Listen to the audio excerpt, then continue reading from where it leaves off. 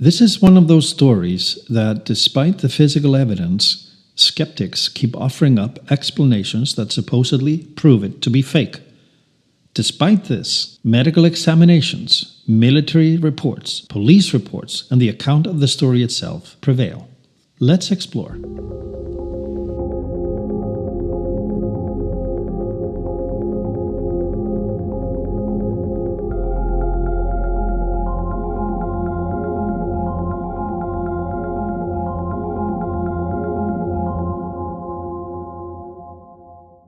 Hi everyone, and welcome to Project Blue Book, your destination for all things unexplained. I am Thor, and thanks for tuning in. Stefan Michalak, along with his young bride, immigrated to the US in the aftermath of World War II, rescued out of Poland by US forces because he was a resistant fighter against the Soviet occupying army. An industrial mechanic by trade, he worked his adult life as a welder in machine shops. An enthusiastic amateur geologist, he liked to venture into the wilderness surrounding his home city of Winnipeg, Manitoba, Canada, to the surrounding area around Falcon Lake, where sediment veins of quartz and silver had been discovered, and anyone who found some owned some. That was his motivation for being there. On May 20th, 1967, when the event took place. He was 51 years old. He had arrived at the site at 9 a.m. to prospect and had found a vein of quartz near a riverbed. He ate a sandwich and returned to the site when he saw a flock of geese flying off the ground in a disturbed and confusing pattern. He looked up and saw two cigar-shaped objects with an amber reddish glow hovering about 150 feet away, just above the treetops. One of the objects came descending down towards him, while the other moved away and disappeared. It settled to the ground a stone throw away from where Stefan stood, frozen in his tracks. This is a recurring theme, by the way, as if the craft knows when an individual on the ground detects it and then hovers towards them.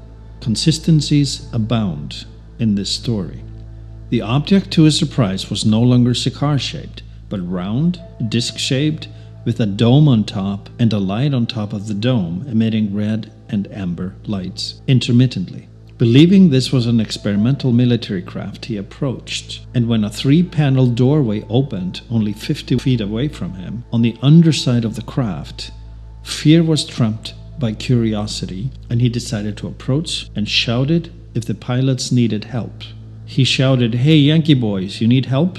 Because in Canada, the first thing he thought of was that these had to be American military craft. He shouted it first in English. Going unanswered, he decided to ask if anyone was there, in Polish, Russian, Ukrainian, and finally in German. Yes, he spoke 5 European languages, this blue-collar immigrant industrial welder. The light coming from inside the craft was so bright, he put up his welder mask that he had brought with him to protect his eyes in the prospecting when chipping at rocks formations. He described hearing voices from inside the craft, but did not see its inhabitants. After he shouted, the voices went silent and the door closed. All he could now hear was a hissing sound he believed came from the craft's engines, although he could not see anything other than the smooth, seamless, and shiny aluminum-like surface of the craft. As a mechanic and a welder, he was very interested in the fact that these shiny, seamless surfaces were impeccable without weld marks. It did not seem menacing to him as it quietly hovered just above the ground, so he decided to walk forward the remaining 50 feet and touch it. As he did, the tips of his gloves burned, and the hissing craft turned counterclockwise, exposing a grid of holes on its lower side, now pointing directly at Stefan. And he felt a rush of burning hot air as the craft took off and away from him up into the air, where it disappeared similarly to the previous craft. The heat caught his shirt and cap on fire, and he quickly tore it off to avoid further injury. Confused and nauseous, Stefan threw up a few times as he exited the forest area to find his way back to his motel, but not before he stumbled upon a police car on the road. He stopped it to speak to the officer, and warned him to stay away because he was probably radioactive, that he had just seen a craft that injured him. This is where skeptics have jumped on this story. Stefan was in no condition of driving if his own description of his condition is to be believed. Why didn't he ask for a ride? Stefan had bought 5 beers at a pub the night before as well. Perhaps he liked drinking too much and it influenced his judgment. And the nausea he was feeling may have been the result of his simply being hungover. While the officer, realizing his condition, offered to drive him, he did decline. And why didn't he take the policeman straight back to the site? Well, we're talking about a confused man dealing with injury and trauma. He had just touched a UFO, and he was feeling nauseous at the time, with 3rd-degree burns on his chest. That he wasn't thinking straight should be the least of the criticism.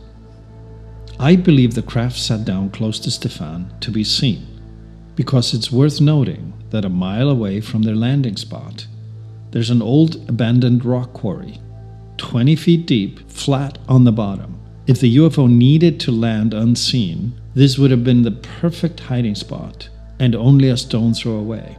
They did not. Instead, they chose to land right next to Stefan.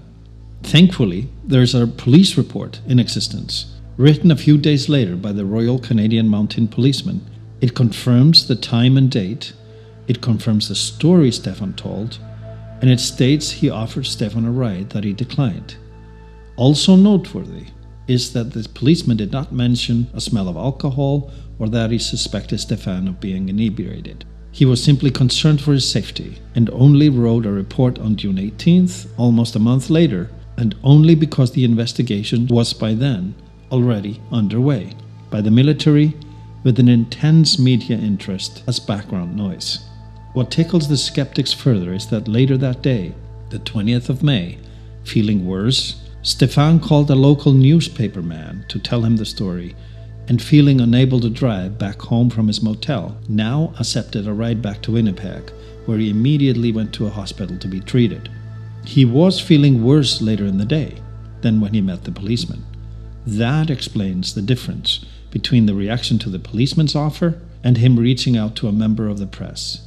Yes, an odd choice perhaps, but then he feared for his own survival and wanted the events of the story to be out in the public. I find that a likelier motivator than any other. There's a grid of burn marks on his body, matching what he later drew and says he saw on the underside of the craft.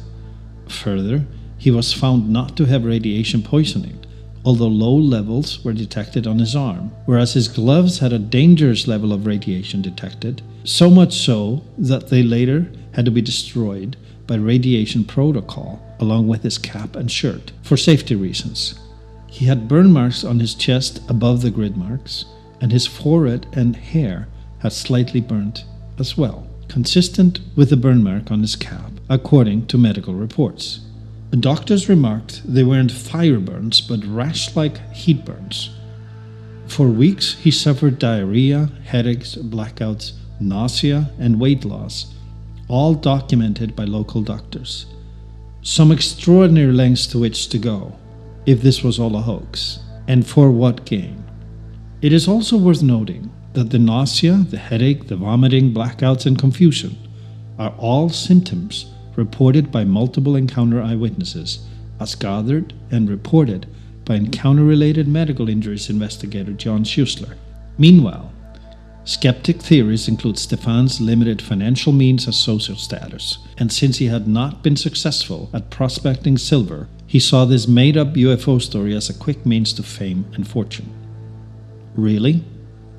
For the record, Stefan did later publish a book about the event in Polish and later in English, but they did not sell. He made no money from the books. He met with ridicule at work by his co-workers and boss. What did he gain? Before his death in 1999, he stated to his son that he had one regret. He wished he had never spoken of the Falcon Lake experience, apologizing for the anxiety it had caused them all, in particular his son Stan, who was 10 years old at the time, who remembers their lives being upended where an ordinary, quiet, and peaceful family life turned into endless visits by investigators, police, military, and press camping on their lawn that lasted for years, being dogged by media as he walked to school 10 years old. This is also a common story in ufology, the disruption to family life. Many don't survive this trauma. Children are affected for life, and individuals are stigmatized and ridiculed to a point of losing friends, their jobs, livelihoods, and sometimes family. Next to this, the notion of gain, planed up by skeptics as a motivator, is simply ridiculous and nonsensical. When returning to the site with military investigators, Stefan could not find the location. But 6 weeks after the encounter, Stefan and a friend went again looking for the site. After several hours, they found a burned-out circle, the same size as the craft Stefan had seen. He had found the site. It was more than 30 feet across in diameter. Within days, a team of experts from the US, working with the Royal Canadian Air Force, investigated the site, taking soil samples, measurements, and they also did a test for radiation. The levels were so high, the health department considered quarantining the area. It was closed off for weeks afterwards. Tests were done at the University of Illinois, Arizona, Manitoba, and at the US and Royal Canadian owned labs. Results were consistent, showing radiation and radiomagnetism. An odd thing remains in the possession of his son, Stan, who says his father recovered it when returning to the site. A piece of metal that he chipped out of a crack in the rock. Results were consistent, showing radiation and radiomagnetism on the object as well. And further spectroscopic analysis showed a high purity of silver and uranium present.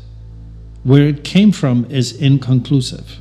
It remains radioactive to this day, and it is from the site, but otherwise does not resemble or seem to match anything remotely related to the smooth, seamless aluminum-like surface of the craft itself.